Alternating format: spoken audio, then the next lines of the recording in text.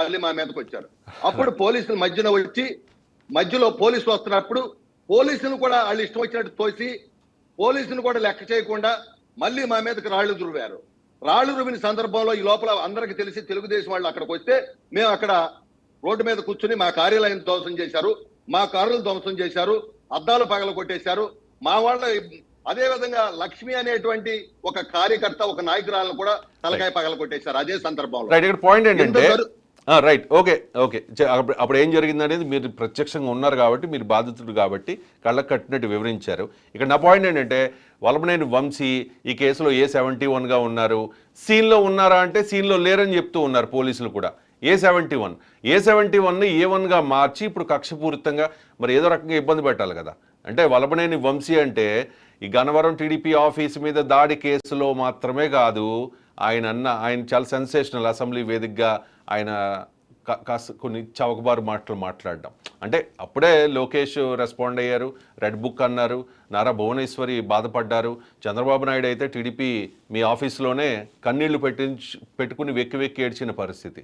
So ఏదో రకంగా ఒక రెడ్ బుక్లో ఈయన పేరుంది కాబట్టి ఈయన సీన్లో లేకపోయినా ఇప్పుడు కక్షపూరితంగా ఆయన ఇరికించే ప్రయత్నం చేస్తూ ఉన్నారు అన్నది వైఎస్ఆర్ కాంగ్రెస్ పార్టీ నాయకుల వాదన కాదా? రవి గారు చెప్పండి.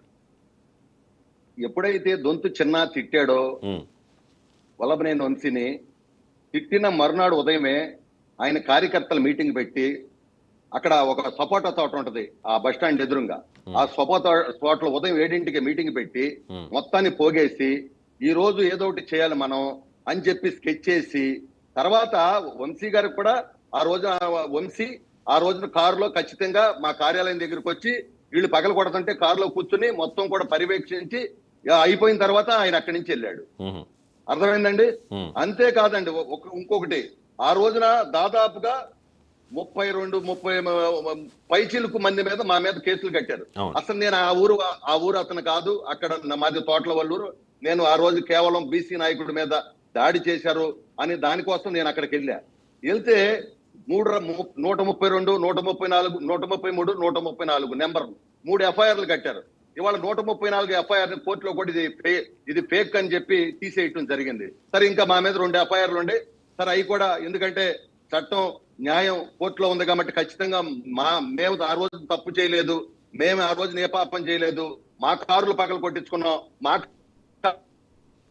కార్యాలయం పగలు కొట్టించుకున్నాం, మేము నష్టపోయాం, మేము 14 రోజులు రాజమండ్రి జైలుకి వెళ్ళాం, ఎంతో మంది కనీసం ఇందులో చదువుకునేటువంటి కార్తీక్ అనే డిగ్రీ చదివే కుర్రోడు అమాయకుడిని కూడా తీసుకొచ్చి పెట్టారు.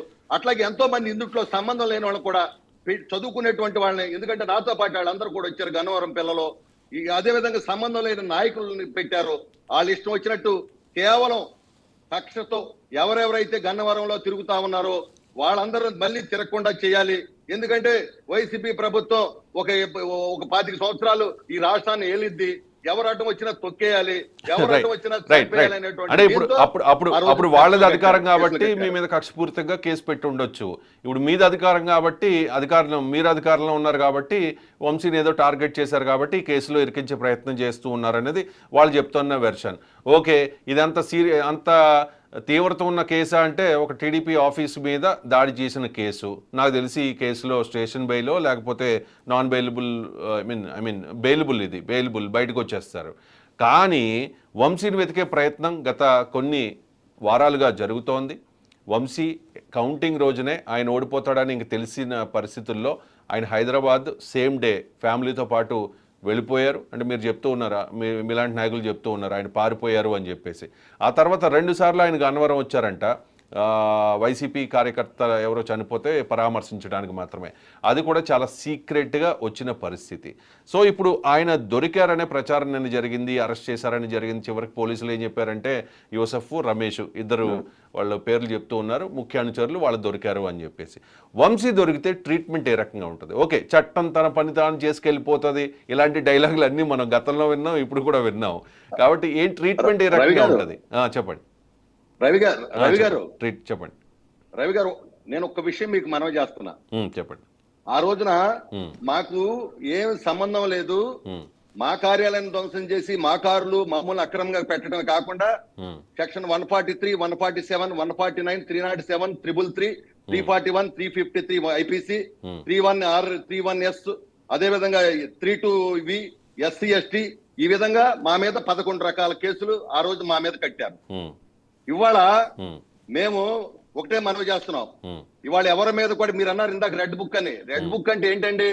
పేదవాడి కష్టాలు, పేదవాడి కన్నీరు, ఈ రాష్ట్రంలో అన్యాయాలు, అక్రమాలు, అధికారులు చేసినటువంటి బాధలు, గాథలు మమ్మల్ని ఇబ్బంది పెట్టినవి తప్పితే ఎవరి మీద కక్ష తీర్చుకోవాల్సిన అవసరం రెడ్ బుక్ కాదు.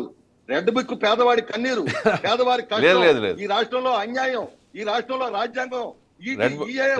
రెడ్ బుక్ అంటే మరి రెడ్ బుక్ ఇంప్లిమెంట్ అవ్వడంలో లేట్ అయిందా, లేకపోతే దాన్ని ఏదో అధికారంలోకి రాకముందు అది చేస్తాం, ఇచ్చేస్తాం, వీళ్ళ మీద కక్షలు తీసుకుంటాం, వాళ్ళ మీద కక్షలు తీసుకుంటాం, జగన్మోహన్ రెడ్డి తిన్న లక్షల కోట్లు కక్కిస్తామని చెప్పొచ్చు, అధికారంలోకి వచ్చిన తర్వాత దాన్ని విస్మరించవచ్చు.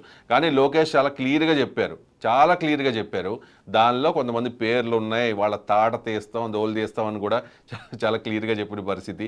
ట్రీట్మెంట్ ఏ రకంగా ఉంటుంది అనే దాని మీద ఒక ట్రీట్మెంట్ ఏ రకంగా ఉంటుంది అనే దాని మీద అందరికీ ఒక అవగాహన ఉంది. బహుశా వంశీకి కూడా చాలా క్లియర్గా తెలుసు ట్రీట్మెంట్ ఏ రకంగా ఉంటుంది అని చెప్పి. ఎందుకంటే ఆయన చేసిన తప్పు చిన్న తప్పు కాదు. అసెంబ్లీ సాక్షిగా అసెంబ్లీలో లేని ఒక మహిళ గురించి, ఒక తోటి ఒక చంద్రబాబు నాయుడు గారి అబ్బాయి గురించి, లోకేష్ గురించి, ఆయన పుట్టుక గురించి అనకూడని మాటలు, అభ్యంతరకర మాటలు మాట్లాడారు కాబట్టి ఆయనకి ట్రీట్మెంట్ వేరే రకంగా ఉంటుంది అనేది అందరికీ తెలిసిన విషయమే. ఇంకొకటి ఏంటంటే అచ్చెన్నాయుడు, కొల్ రవీంద్ర, దూల్పాల్ నరేంద్ర, దేవినేని ఉమా, కొమ్మారెడ్డి పట్టాభి, రఘురామకృష్ణరాజు, ఇలా పెద్ద లిస్టే ఉంది. జగన్మోహన్ రెడ్డి అధికారంలో ఉండగా వాళ్ళ అధికారాన్ని అండ చూసుకుని ఓకే కనీసం నోరెత్తితే ఏ రకంగా ట్రీట్మెంట్ ఇచ్చారు, ఎంత ఇబ్బంది పెట్టారు అని చెప్పేసి. మరి అచ్చెన్నాయుడు, కొమ్మారెడ్డి పట్టాభి, రఘురామకృష్ణరాజు వాళ్ళకి ఇచ్చిన ట్రీట్మెంట్ విషయంలో మరి పోలీసులే ఆఫ్ ద రికార్డ్ చాలా విషయాలు చెప్తున్నారు. మనం కూడా అవన్నీ కూడా మనం ఇప్పుడు ప్రస్తావించుకోలేం కాబట్టి వంశీకి ఏ రకంగా ట్రీట్మెంట్ ఉంటుందనేది అందరికీ ఒక ఐడియా ఉంది. ఒక నిమిషం అండి, గురుమూర్తి గారు మీతో మళ్ళీ నేను మాట్లాడతాను. కృష్ణాంజనేయులు గారు ఉన్నారు. కృష్ణాంజనేయులు గారు నమస్కారం.